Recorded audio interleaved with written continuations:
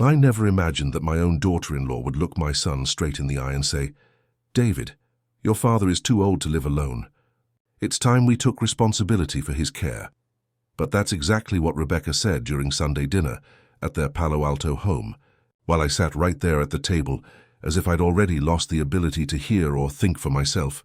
What Rebecca didn't know was that this helpless old man had built a $30 million tech fortune she'd never even suspected existed, and her scheme to control my life was about to backfire in ways that would destroy her marriage and her future forever. Before we dive into this story, make sure to hit that subscribe button and ring the notification bell because we upload new stories every single day. Leave a like and tell us in the comments what city and state you're watching from. My name is Frank Sullivan. I'm 72 years old, and I spent the last 45 years building and selling technology companies in Silicon Valley. Most people see a retired old man who lives modestly in a small house in Mountain View and drives a 15-year-old Honda Civic. What they don't see is someone who sold his last startup to Google for $180 million in 2019, owns cryptocurrency worth over $12 million, and has real estate investments across 3 countries that generate more passive income in a month than most people earn in a year. I've always believed in living below my means, not flashing wealth, and keeping my financial affairs private. My late wife Margaret felt the same way. We raised our son David to value hard work over inherited privilege, character over money, and family relationships over material possessions. David turned out to be a good man, though perhaps not as strong-willed as I would have hoped, especially when it comes to standing up to his wife Rebecca. Rebecca Chen Sullivan is 38 years old, works as a marketing director for a mid-sized tech company, and has been married to David for 8 years. She's intelligent, ambitious, and absolutely convinced that she's entitled to a lifestyle that her $85,000 annual salary can't support. From the moment she married David, Rebecca has been probing about family finances, asking pointed questions about my retirement plans and dropping hints about how expensive it is to raise children in the Bay Area. The first red flag came 3 years ago when Rebecca suggested that David and I should consolidate our housing situations to save money. "Frank, you're rattling around in that big house all by yourself," she said with fake concern. "We could sell both places and buy something larger, where we could all live together. It would be so much more economical. My big house is a modest 3-bedroom ranch that I bought in 1987 for $580,000. It's now worth about $2.8 million due to Silicon Valley real estate appreciation." But Rebecca had no way of knowing that since the property is owned by a family trust. What she saw was an elderly widower living alone in valuable real estate that she assumed would eventually become David's inheritance. The second warning sign was Rebecca's sudden interest in my health and cognitive function after I turned 70. She started asking David questions about my memory, my decision-making abilities, and whether I was still capable of managing complex financial matters. She framed these concerns as loving care for an aging father-in-law, but I recognized the pattern from my years in business. Someone was positioning themselves to take control. "Dad seems a little forgetful lately," Rebecca would say to David when she thought I couldn't hear. "Yesterday he couldn't remember where he put his reading glasses. And last week he asked me the same question twice about Emma's soccer schedule. These were normal lapses that happen to everyone. But Rebecca was documenting them like a prosecutor building a case. Emma is my granddaughter, David and Rebecca's 10-year-old daughter, and the brightest light in my life since Margaret passed away 2 years ago. Emma loves spending time with me, learning about computers and hearing stories about the early days of Silicon Valley when I was building companies from nothing. She's brilliant, curious, and completely unaware that her mother sees her grandfather as a financial resource rather than a family member. The manipulation escalated significantly after Margaret's funeral.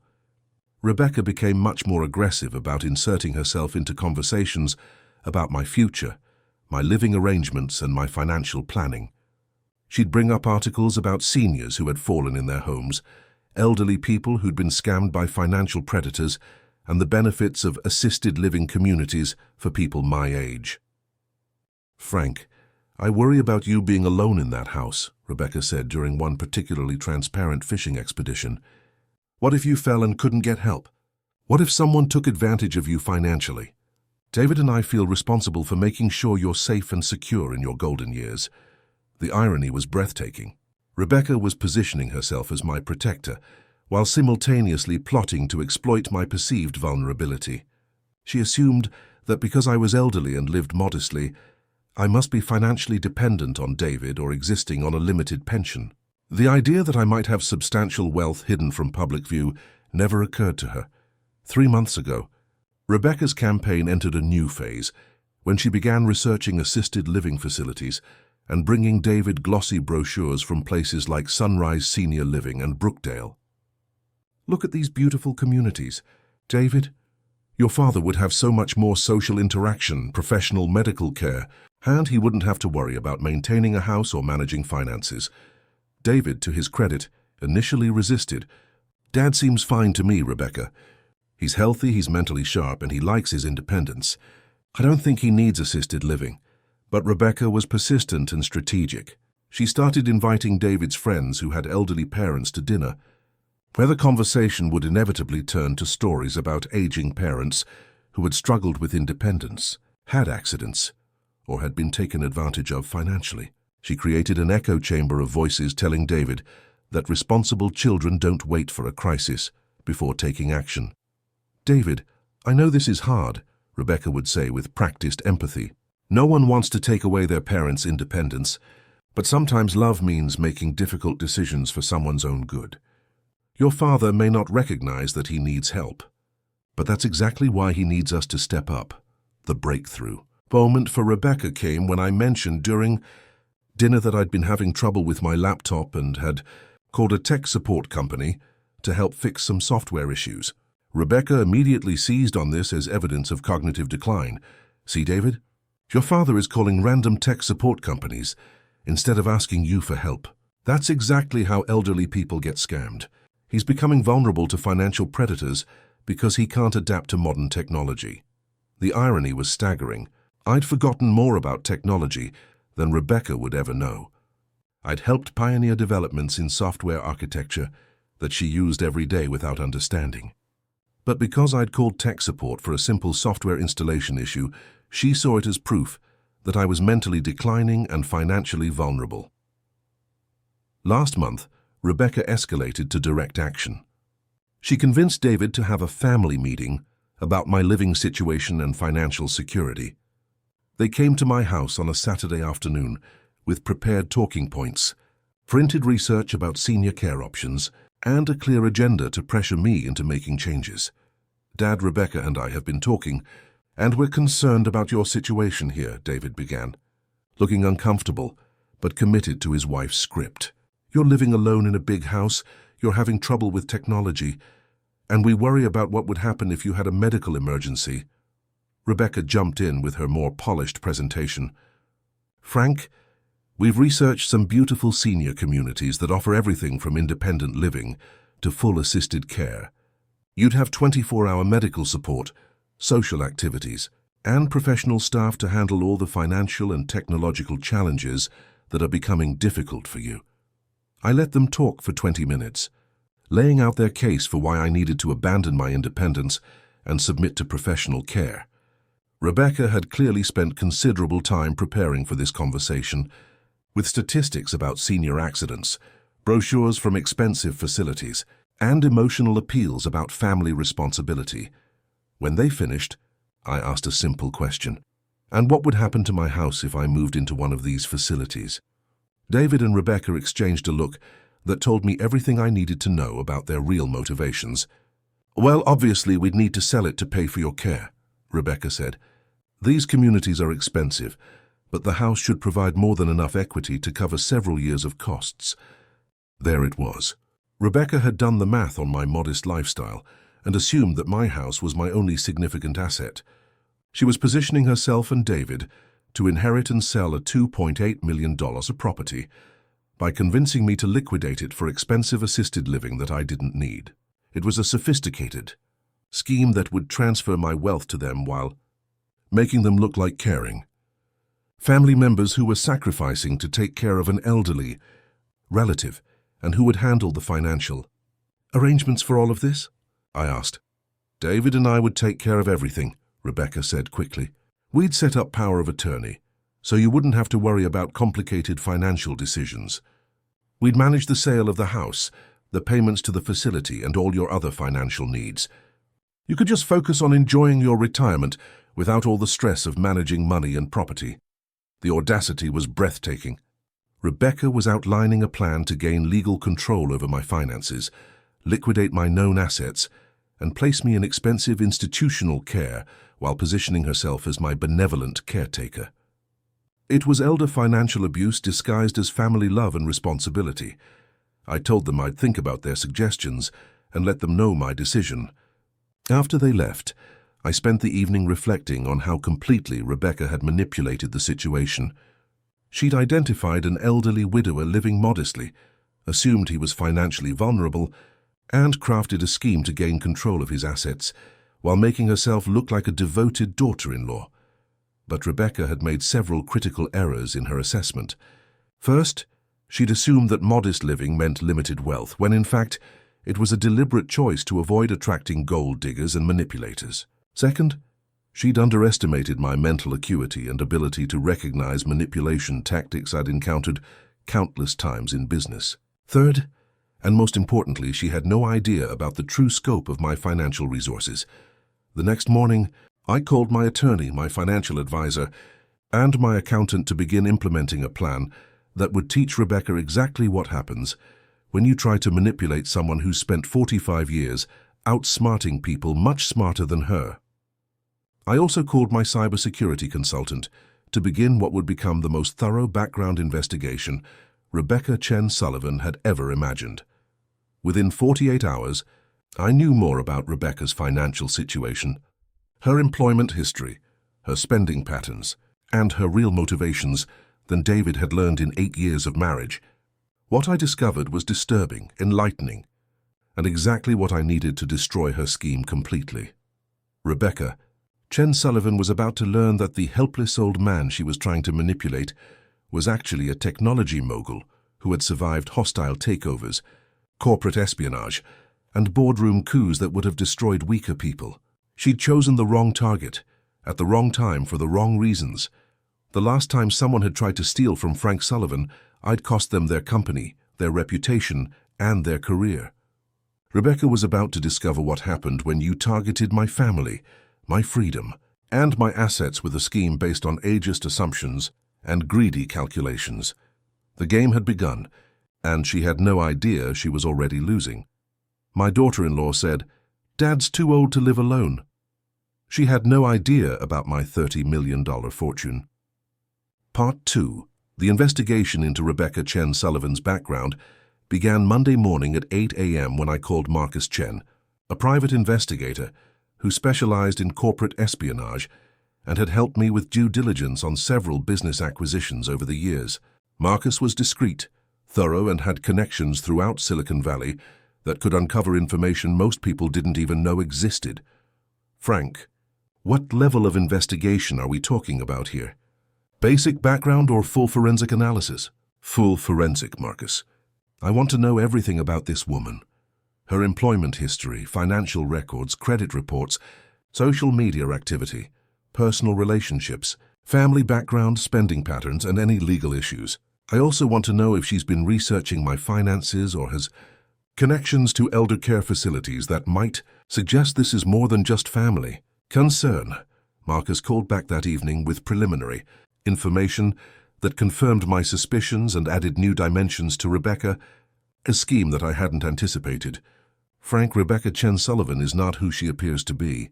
She's got serious financial problems, a history of manipulative behavior, and what looks like a pattern of targeting older family members for financial gain." The details were disturbing. Rebecca had over $180,000 in credit card debt spread across 17 different accounts, most of it hidden from David through cards issued under her maiden name Chen. Her spending patterns showed luxury purchases, designer handbags, expensive jewelry, spa treatments, and dining at high-end restaurants that were completely inconsistent with her reported income. "Frank, This woman is living a lifestyle that requires about $200,000 annually, but her actual income is $85,000. The math doesn't work unless she's got access to money that isn't showing up in her official financial records. More concerning was Rebecca's employment history. She'd been fired from 2 previous jobs for what Marcus described as ethical violations, one involving misuse of company credit cards for personal expenses, and another related to unauthorized access to confidential client financial information. Both incidents had been settled quietly to avoid legal action, but the pattern suggested someone willing to abuse financial trust for personal gain. There's something else.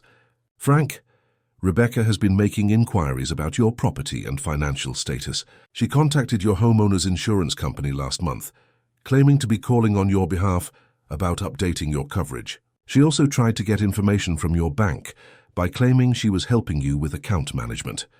The scope of Rebecca's investigation into my affairs was more extensive than I'd realized. She'd been systematically gathering intelligence about my assets, trying to piece together a complete picture of my financial situation.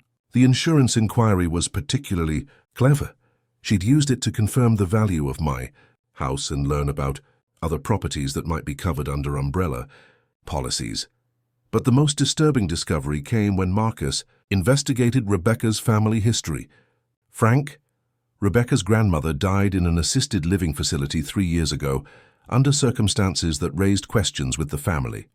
Rebecca had gained power of attorney over the grandmother's finances and had moved about $400,000 from the grandmother's accounts before she died. The family suspected financial abuse, but couldn't prove it because Rebecca had legal authority over the accounts. I felt a chill run down my spine. Rebecca hadn't just identified me as a target, she'd done this before.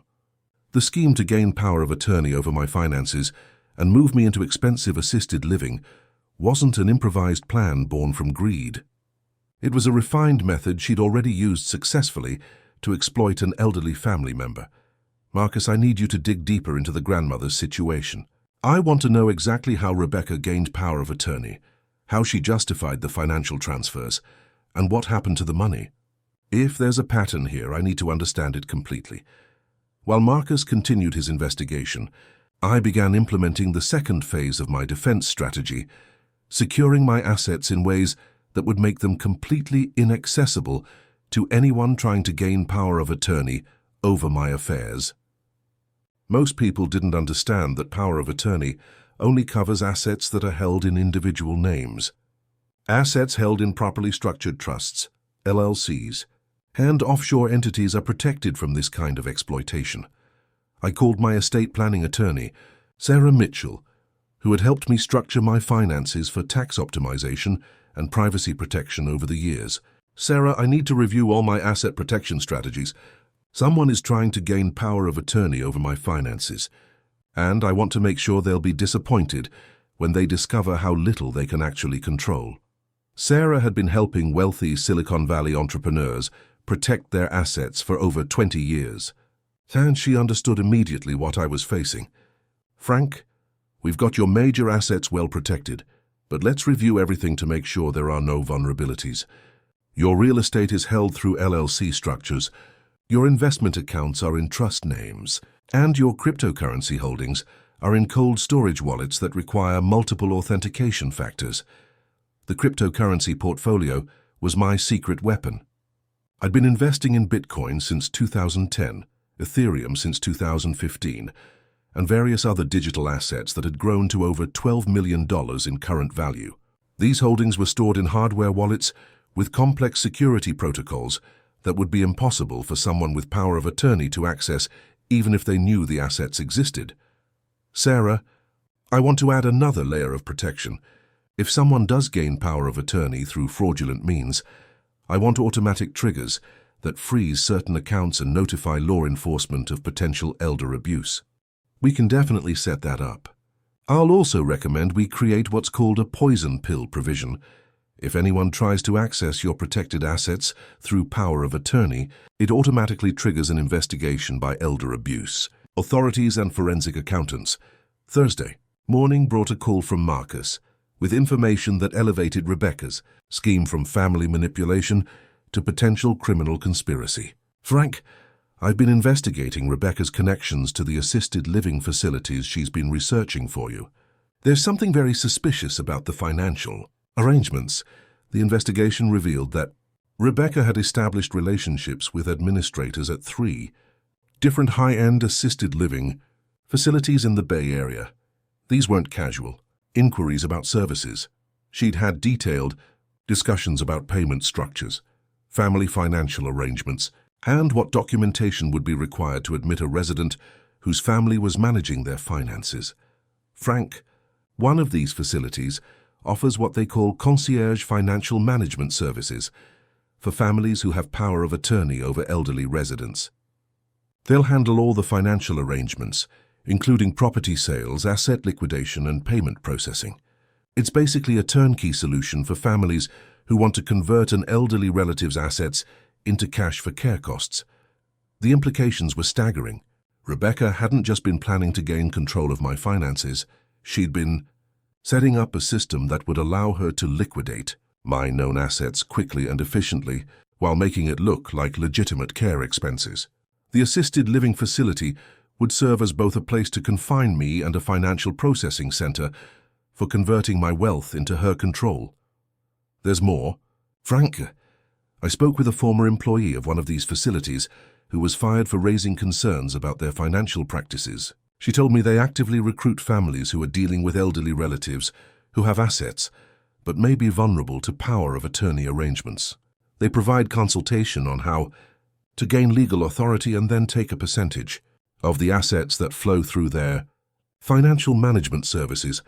It was essentially a sophisticated elder abuse network disguised as premium healthcare services. Rebecca had found facilities that would help her exploit elderly relatives in exchange for a share of the stolen assets. The scheme was more organized and more criminal than I'd initially understood. That afternoon, I received an unexpected call from David. His voice was tense and uncomfortable, suggesting that Rebecca had been pressuring him to escalate their campaign to get me into assisted living.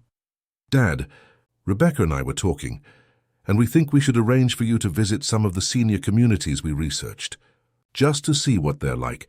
No pressure to make any decisions. Which facilities did you have in mind, David? There's a beautiful place called Golden Years Manor in Menlo Park that Rebecca found. They offer tours for families, and they have a very nice independent living section that wouldn't feel like you're giving up your autonomy. Golden Years Manor was one of the facilities Marcus had identified as part of the suspected elder abuse network. Rebecca was trying to get me to visit, so she could begin the process of convincing me to voluntarily admit myself, making her scheme look like my own decision rather than family coercion. David, before we visit any facilities, I'd like you and Rebecca to come over for dinner this weekend. There are some things about my financial situation that I think you should understand before we make any decisions about care arrangements. I could hear the excitement in David's voice. He was probably thinking I was finally ready to discuss transferring assets or setting up power of attorney arrangements. That sounds great. Dad, Rebecca will be so pleased that you're being open to planning for the future. What David didn't understand was that I was indeed planning for the future, just not the future that Rebecca had envisioned. Saturday's dinner would be the beginning of Rebecca's education about what happens when you try to manipulate someone who's spent decades outmaneuvering people much smarter and more sophisticated. Then her Friday afternoon brought the final piece of evidence. I needed to completely destroy Rebecca's scheme.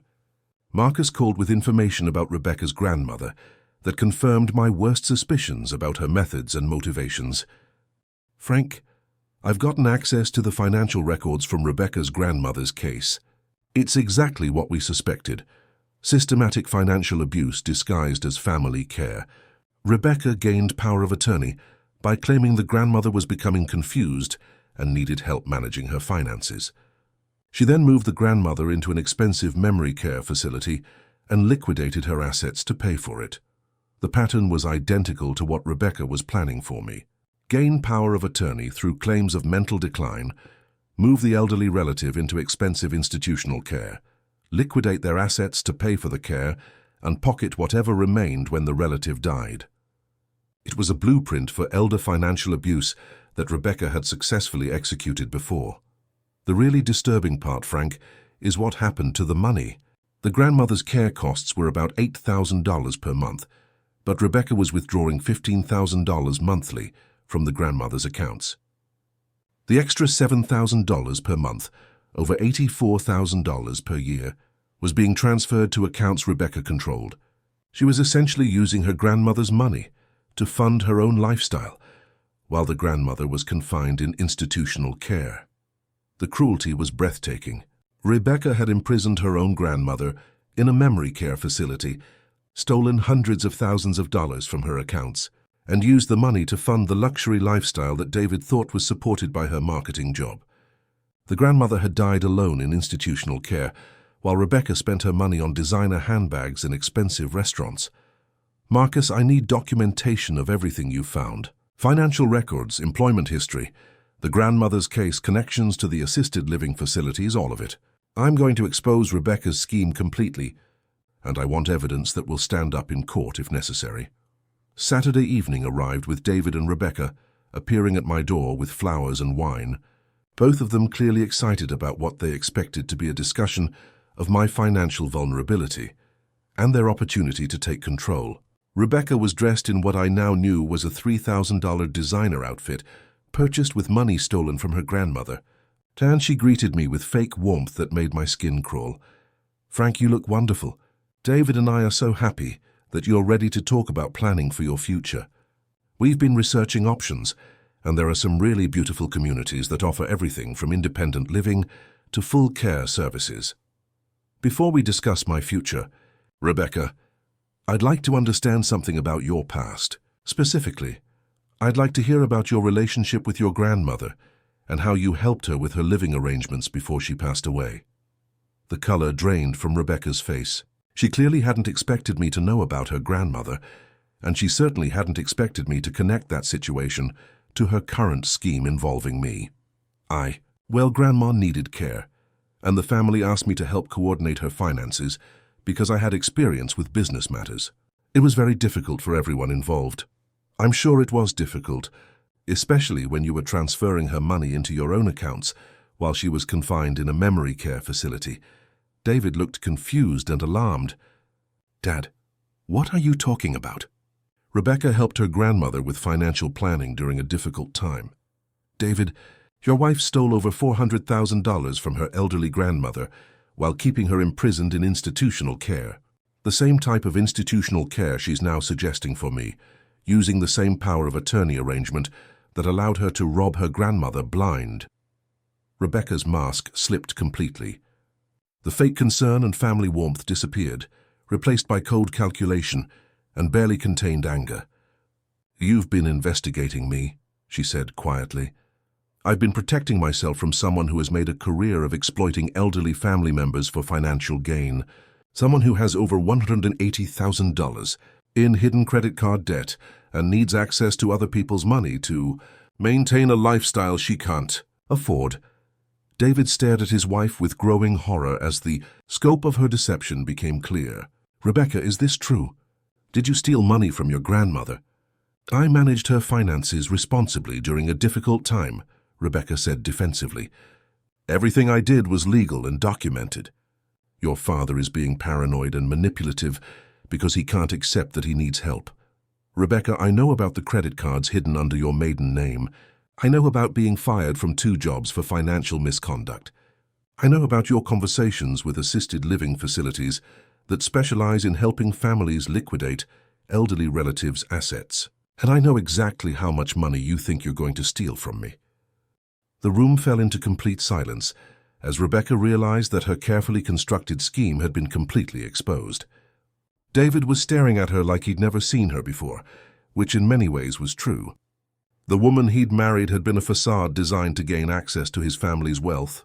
"David," I continued, "your wife has been planning to gain power of attorney over my finances, liquidate my house and other known assets, and place me in expensive institutional care, while she steals money from my accounts the same way she stole from her grandmother. She's not concerned about my welfare.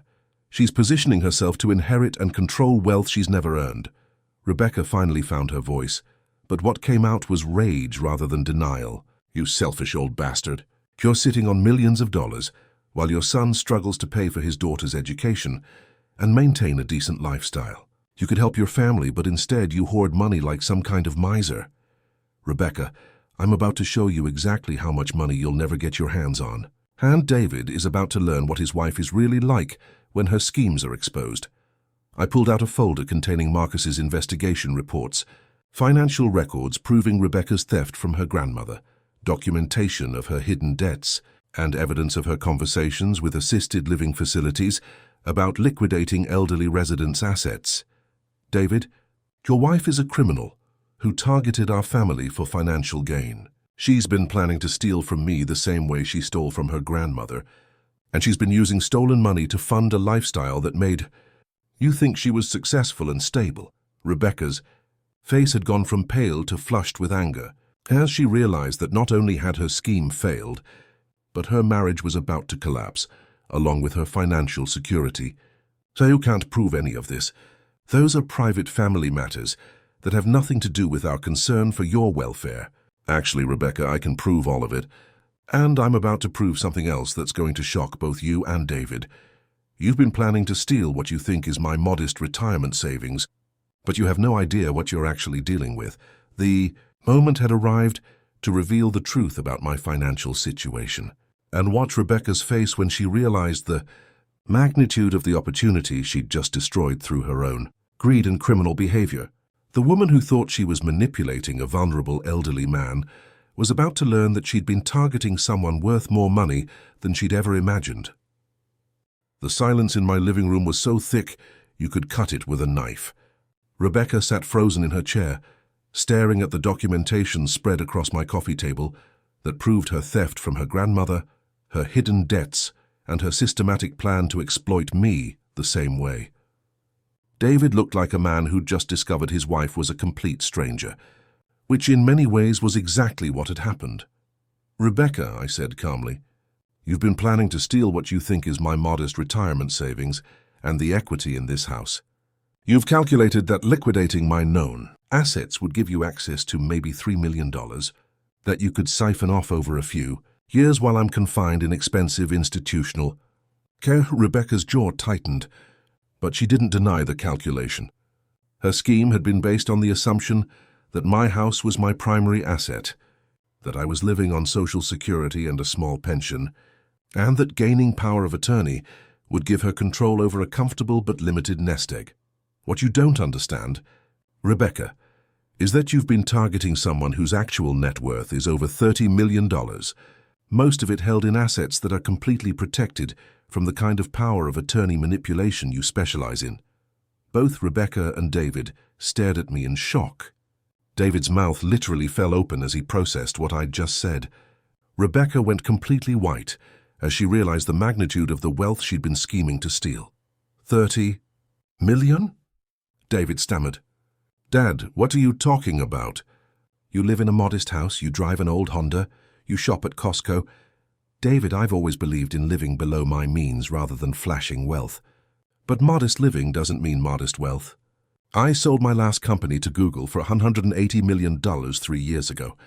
After taxes, investments, and asset diversification, my current net worth is approximately $32 million. I pulled out my laptop and opened a secured financial dashboard that showed real-time valuations of my investment portfolios. The numbers on the screen were staggering. Stock holdings worth $8.7 million, real estate investments totaling $6.2 million, cryptocurrency portfolios valued at $12.4 million, and various other assets including municipal bonds, commodity investments, and international holdings. Rebecca stared at the screen like she was seeing a ghost. The helpless elderly man she'd been planning to exploit was actually worth more money than she'd ever dreamed of stealing. Her scheme to gain control of a few $1 million had just revealed that she'd been targeting someone with enough wealth to buy and sell her entire life 10 times over. This can't be real, Rebecca whispered. You live like you're barely getting by. I live like someone who understands that displaying wealth attracts predators, manipulators, and gold diggers. People exactly like you, Rebecca. I turned to David, who was still staring at the financial dashboard in complete shock. Your wife has been planning to gain power of attorney over my finances so she could liquidate my assets and steal money while I'm confined in institutional care. She's already done this to her grandmother, stealing over $400,000 before the woman died alone in a memory care facility. David finally found his voice, but it came out as a croak. Rebecca, is this true? Did you really steal from your grandmother? Rebecca's composure cracked completely. The mask of concerned daughter-in-law disappeared, replaced by desperate damage control. David, don't listen to him. He's being manipulative because he wants to turn you against me. Old people do this when they feel threatened.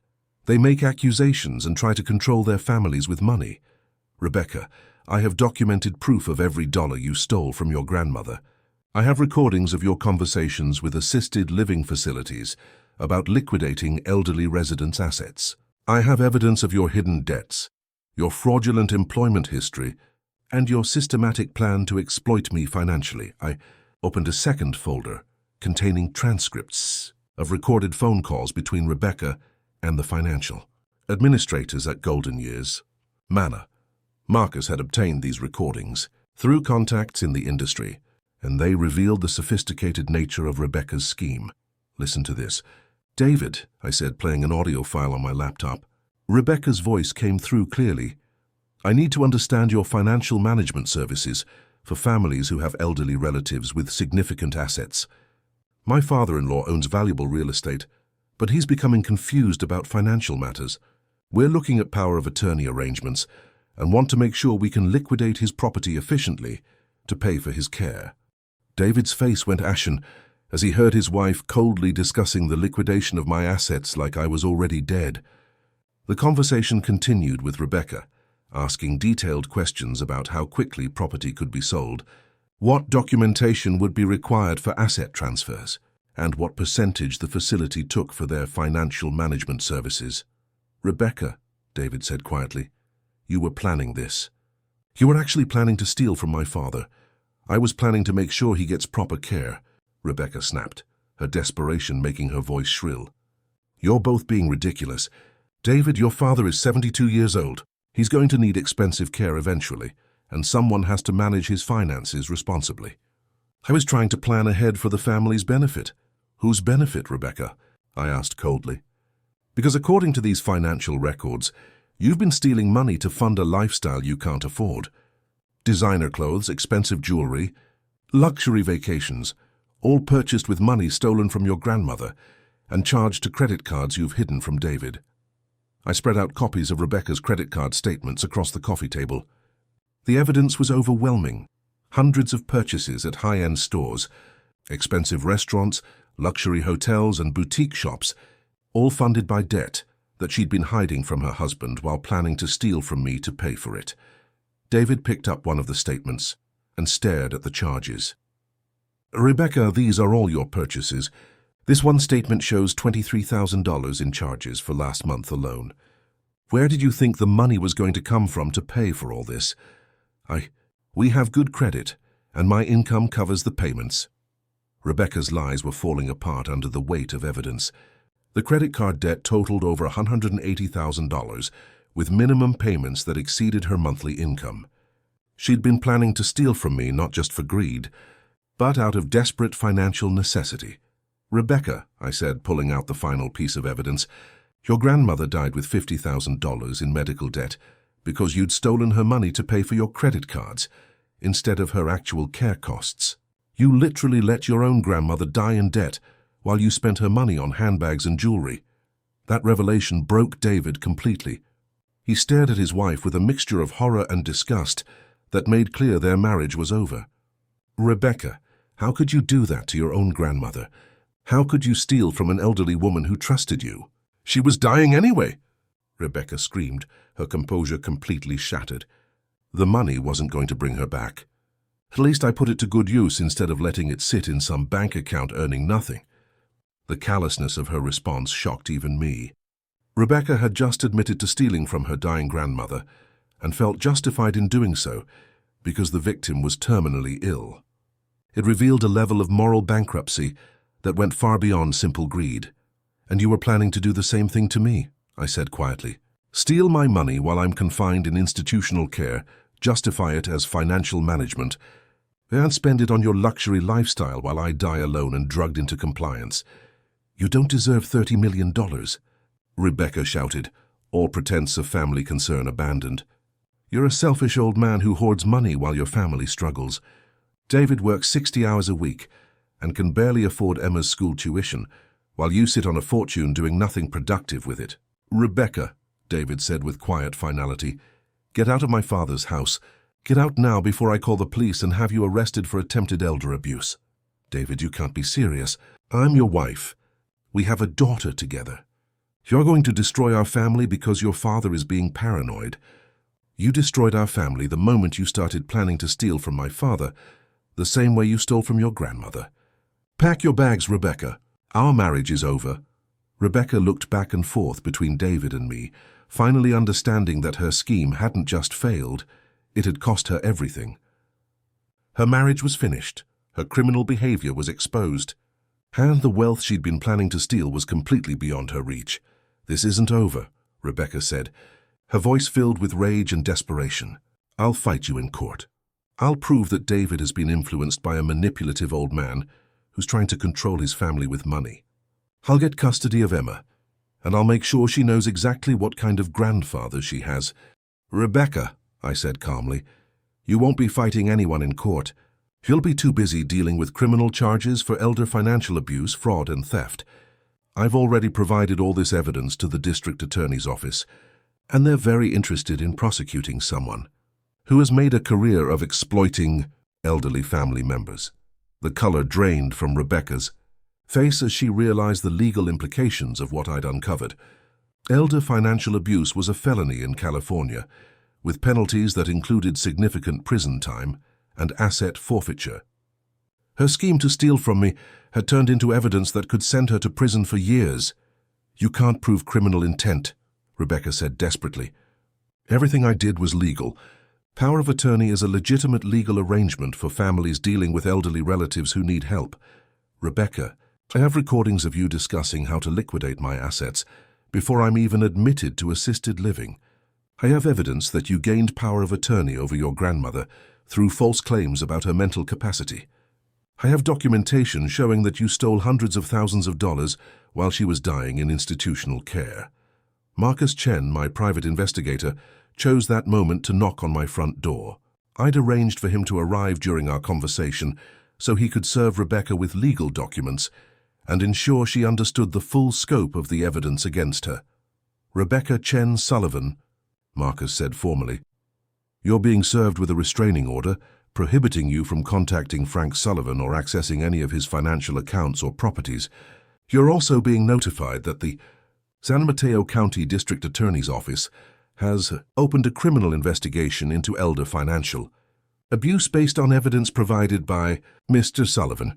Rebecca stared at the legal documents like they were written in a foreign language.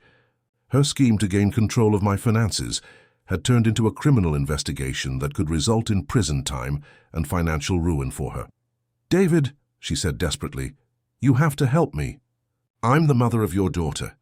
You can't let your father destroy our family like this.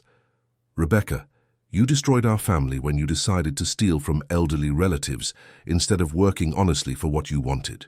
I won't help you, I won't protect you, and I won't let you anywhere near Emma until you've faced the consequences of what you've done. The next hour was spent with Marcus, documenting Rebecca's removal from David's house, her acknowledgement of the legal service, and her agreement to have no further contact with me or my financial affairs. David drove her to a hotel and made it clear that she should contact a criminal defense attorney immediately. After they left, I sat alone in my living room, surrounded by the evidence of Rebecca's scheme and the financial documents that revealed the true scope of my wealth. The woman who had planned to exploit my supposed vulnerability had instead triggered the complete exposure of her own criminal behavior. My phone rang. It was David calling from his car. Dad, I need to apologize for bringing that woman into our family. I had no idea who she really was or what she was capable of. David, you couldn't have known. Rebecca is a sophisticated manipulator who spent years building a false identity designed to attract and exploit people like our family. The important thing is that we discovered her true nature before she could steal from us or put me in institutional care. What happens now? To Rebecca, to our marriage, to Emma? Rebecca will face criminal charges for elder financial abuse. Your marriage is over, but you'll have full custody of Emma because Rebecca's criminal behavior makes her an unfit parent, and you'll discover that your daughter's college education, your mortgage, and your family's financial security are all taken care of because I've been waiting for the right time to help, without creating dependency. The irony was perfect.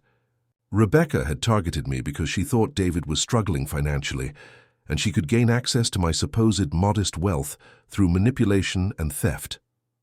In reality, I'd been carefully managing my family's financial security for years, waiting for the right moment to provide support without undermining David's independence and work ethic. Dad, I don't know what to say. I've been working so hard to provide for Emma, and you've been quietly ensuring our security all along. David, I wanted you to build your own success and develop your own character before I shared family wealth with you. Rebecca's scheme forced me to reveal my financial situation earlier than planned, but it also proved that you have the integrity to reject theft and manipulation even when it might benefit you financially. 3 days later, Rebecca was arrested at her temporary hotel on charges of elder financial abuse, fraud, and theft.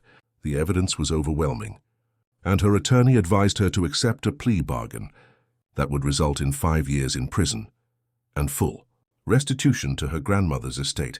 The assisted living facilities that had been part of her scheme were investigated by state authorities and eventually shut down for their role in facilitating elder financial abuse. Several other families came forward with similar stories of elderly relatives who had been exploited through the same network that Rebecca had been using. David filed for divorce and was granted full custody of Emma when Rebecca's criminal convictions made her an unfit parent.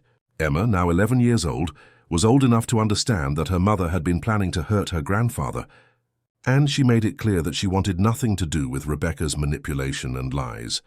As for me, I'd learned that wealth without wisdom about human nature was meaningless. Rebecca had taught me that displaying vulnerability, even fake vulnerability, attracts predators who will exploit any perceived weakness. But she'd also taught me that family loyalty and integrity were worth more than any amount of money, and that sometimes revealing strength is the only way to protect the people you love. The woman who thought she was manipulating a helpless, elderly man had instead revealed herself as the predator she'd always been and had lost everything she'd been trying to steal. Meanwhile, the family she'd tried to destroy had been brought closer together and made stronger by surviving her scheme. Rebecca Sullivan had played a game she didn't understand, against an opponent she'd completely underestimated, for stakes that were much higher than she'd ever imagined. She'd lost everything, and she'd deserved every consequence that followed. 6 months after Rebecca's arrest, I stood in the courtroom watching her receive a sentence of 7 years in federal prison for elder financial abuse, conspiracy to commit fraud, and theft from vulnerable adults. The judge, the Honorable Patricia Chen, no relation to Rebecca, had reviewed the extensive evidence of Rebecca's systematic exploitation of elderly family members and called it one of the most calculated and cruel schemes she'd encountered in 20 years. On the bench, Rebecca's attorney had tried to argue for a reduced sentence, based on her role as a mother and claims of financial desperation, but the evidence was overwhelming. The prosecution had documented not only her theft from her grandmother and attempted manipulation of me, but also 2 other elderly relatives she'd exploited over the past decade.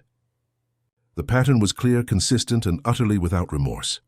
Ms. Sullivan, Judge Chen said sternly, your crimes represent a profound betrayal of family trust and a systematic exploitation of the most vulnerable members of our society. The evidence shows that you specifically targeted elderly relatives for financial gain, using their love and trust as weapons against them. This court has no sympathy for predators who disguise abuse as caregiving. Rebecca stood silently as her sentence was read, but I could see the calculations running behind her eyes. Even facing 7 years in prison, she was probably figuring out how to manipulate the system, how to gain early parole, how to position herself as a victim of circumstances rather than a predator who had earned every consequence she received. David sat beside me in the courtroom, and I could see the mixture of relief and sadness in his expression. Relief that Rebecca's manipulation was finally over, but sadness for the years he'd lost to someone who had never loved him or Emma, only the access to wealth she thought they could provide. "Dad," David whispered, as we watched Rebecca being led away in handcuffs. "I still can't believe I was married to someone like that for 8 years. How did I not see what she really was?" "David, Rebecca was a professional manipulator who had spent years perfecting her techniques. She studied her targets carefully, gave them exactly what they thought they wanted, and maintained her facade until she was ready to strike. You're not the first intelligent person to be fooled by someone like her, and you won't be the last." The investigation that Rebecca's case had triggered had uncovered a much larger network of elder abuse than anyone had initially suspected. The assisted living facilities she'd been working with were shut down by state authorities, and several administrators were facing their own criminal charges for facilitating financial exploitation of elderly residents. Agent Sarah Martinez from the FBI's Elder Fraud Task Force had kept me updated on the broader investigation. "Mr. Sullivan, your case broke open a scheme that had been operating for over a decade. We've identified at least 37 elderly victims who were exploited through this network, with total losses exceeding $12 million. The scope was staggering. Rebecca hadn't been a lone predator. She'd been part of an organized criminal enterprise that specifically targeted wealthy elderly individuals through family connections, fake caregiving arrangements, and corrupt assisted living facilities. My decision to investigate her thoroughly had exposed a conspiracy that had been destroying families across California. The really disturbing part," Agent Martinez explained, "is how sophisticated their psychological manipulation techniques were. They studied their targets for months, identified their emotional vulnerabilities, and crafted personalized approaches designed to break down their resistance to financial exploitation. Emma, now 11 years old, had been the most resilient member of our family throughout this crisis. Children are often more perceptive about adult motivations than we give them credit for, and Emma had sensed something wrong about her mother's behavior long before the scheme was exposed. "Grandpa Frank," Emma said during one of our Saturday afternoon computer programming sessions, "I'm glad Mom can't hurt you anymore. She was always asking weird questions about your house and your money. It made me uncomfortable." Emma had inherited her grandfather's intelligence and her father's integrity, and she was thriving in an environment free from Rebecca's toxic manipulation. David had been granted full custody, and Rebecca's parental rights had been terminated due to her criminal convictions and demonstrated unfitness as a parent. "Emma," I told her, "your mom made some very bad choices that hurt people she was supposed to love, but those were her choices, not a reflection of you or your dad. You're growing up to be an amazing young woman with strong values and a good heart." The financial revelations that Rebecca's scheme had forced me to make public had actually strengthened my relationship with David and Emma. Instead of creating dependency or entitlement, sharing my wealth had allowed us to build genuine partnerships based on mutual respect rather than hidden secrets. David had been promoted to senior partner at his engineering firm, partly because he no longer had the stress and financial pressure that Rebecca's hidden debts had been creating. Knowing that Emma's education was secure and that his family had financial backing allowed him to take professional risks and pursue opportunities he'd been too cautious to attempt before. "Dad, I want you to know that I'm not interested in inheriting your money just because it exists," David told me during one of our weekly dinners. "I want to earn my own success and build something I can be proud of. But knowing that you're there as a safety net gives me the confidence to aim higher than I ever thought possible." That attitude was exactly what I'd hoped to develop by keeping my wealth private for so long. David had built his own character and work ethic without the corrupting influence of inherited privilege, and now he could benefit from family resources without losing his drive or integrity. I'd also used the crisis as an opportunity to restructure my estate planning in ways that would prevent future Rebecca-style manipulations. My attorney, Sarah Mitchell, had helped me create multiple layers of protection that would make it virtually impossible for anyone to exploit elderly family members through power of attorney schemes. "Frank, we've essentially created a fortress around your assets," Sarah explained. "Multiple trustees, international diversification, cryptocurrency holdings that require complex authentication, and automatic triggers that alert authorities if anyone tries to access protected accounts through elder abuse tactics. The cryptocurrency portfolio had been my secret weapon throughout Rebecca's investigation. While she was researching traditional assets like my house and bank accounts, she had no idea that over $14 million of my wealth existed in digital assets that were completely beyond the reach of conventional power of attorney arrangements. The beauty of blockchain technology, I explained to Emma during one of our coding lessons, is that it's designed to be tamper-proof and manipulation-resistant. No one can steal cryptocurrency without specific authentication that can't be forged or socially engineered. Emma was fascinated by the technology and had begun learning about cryptography, blockchain architecture, and digital asset management. At 11 years old, she already understood concepts that most adults couldn't grasp, and she was developing the technical skills that would serve her well in whatever career she chose. The media attention from Rebecca's case had been intense, but ultimately positive. The story of an elderly tech entrepreneur who exposed his daughter-in-law's elder abuse scheme had resonated with families across the country who were dealing with similar situations. I'd been invited to speak at conferences about elder fraud prevention, and my story had been featured in articles about protecting elderly family members from financial predators. The message was always the same: trust but verify, document everything, and never assume that family relationships guarantee honest intentions. "Mr. Sullivan," said Dr. Patricia Wong, a geriatrician who specialized in elder abuse cases, "your willingness to share your story publicly has probably prevented hundreds of similar cases. When elderly people understand that they can be targeted, regardless of their intelligence or success, they're more likely to take protective measures." One of the most satisfying outcomes of Rebecca's exposure had been reconnecting with other families who had been victimized by the assisted living network she'd been part of. These families had formed a support group that met monthly to share experiences, provide mutual assistance, and advocate for stronger elder protection laws. "Frank," said Margaret Torres, whose 78-year-old father had been exploited through the same network, "your investigation gave us the evidence we needed to recover almost $300,000 that had been stolen from my dad. We never would have known how to fight back without your example." The ripple effects of standing up to Rebecca had extended far beyond my own family. Dozens of elderly victims had recovered stolen assets, criminal enterprises had been dismantled, and new laws had been passed to strengthen protections against elder financial abuse.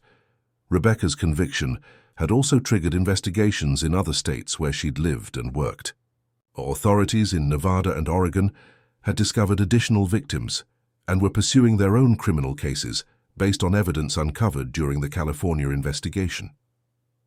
"Mr. Sullivan," Agent Martinez informed me during a recent update, "Rebecca's case has become a model for prosecuting elder abuse networks. Her systematic approach to targeting victims and the sophisticated nature of her schemes have helped us develop new detection and prevention strategies. As I reflect on the events that began with Rebecca's seemingly innocent suggestion that I needed assisted living care, I'm struck by how a single decision to investigate, rather than trust, had prevented a catastrophe that would have destroyed multiple lives. If I'd accepted Rebecca's manipulation, I would have lost my freedom, my assets, and probably my life to expensive institutional care designed to drain my wealth while keeping me drugged and compliant. David would have lost his marriage to a criminal. Emma would have grown up with a mother who taught her that exploiting family members was acceptable, and dozens of other elderly victims would have continued being exploited by the network Rebecca was part of. Instead, my decision to fight back had exposed a criminal conspiracy, protected my family's assets and integrity, strengthened my relationships with David and Emma, and probably prevented hundreds of future elder abuse cases. "Grandpa Frank," Emma said during our most recent programming session, I'm proud of you for being brave enough to fight the bad guys. You taught me that smart people always verify information instead of just trusting what they're told. That lesson, trust but verify, had become the foundation of how our family approached relationships, financial decisions, and life choices. Emma was learning to think critically. David was building success based on merit rather than inheritance. And I had discovered that protecting the people you love sometimes requires exposing harsh truths about the people who claim to love them. Rebecca Sullivan had entered our lives as a predator disguised as family, targeting what she thought was a vulnerable elderly man with limited resources and no one to protect him. She discovered instead that she was dealing with a technology entrepreneur who had survived decades of corporate warfare, who possessed resources far beyond her understanding, and who was willing to use every tool at his disposal to protect his family from exploitation. The woman who thought she was manipulating a helpless old man had instead awakened a sleeping giant who destroyed her criminal enterprise, sent her to prison for 7 years, and turned her scheme into a cautionary tale that would protect other families for years to come. 7 years was a long time to think about the choices that had led to her downfall, and I suspected Rebecca would spend every day of her sentence calculating new ways to exploit people once she was released. But by then Emma would be 18, David would be established in his own success, and I would be ready for whatever new challenges might arise. The most important lesson of this entire experience was that wealth without wisdom is meaningless, but wisdom without the courage to act is worthless. Rebecca had taught our family that predators exist everywhere, that they often disguise themselves as caregivers, and that the only effective defense against manipulation is constant vigilance, combined with decisive action when threats are identified. She'd also taught us that family loyalty means protecting each other from predators, even when those predators are wearing wedding rings and calling themselves family members. Sometimes the greatest act of love is exposing the people who are pretending to love you while planning to destroy you. Rebecca's 7-year prison sentence was just the beginning of the consequences she'd face for choosing exploitation over honesty, manipulation over genuine relationships, and theft over earning what she wanted through legitimate work. Meanwhile, the family she'd tried to destroy had emerged stronger, closer, and better protected than ever before. The elderly man she'd targeted as a victim had proven to be her most dangerous opponent, and the wealth she'd tried to steal was now being used to protect other families from predators exactly like her. Justice had been served, lessons had been learned, and the Sullivan family was ready for whatever challenges the future might bring, with our eyes wide open and our defenses stronger than any predator could overcome.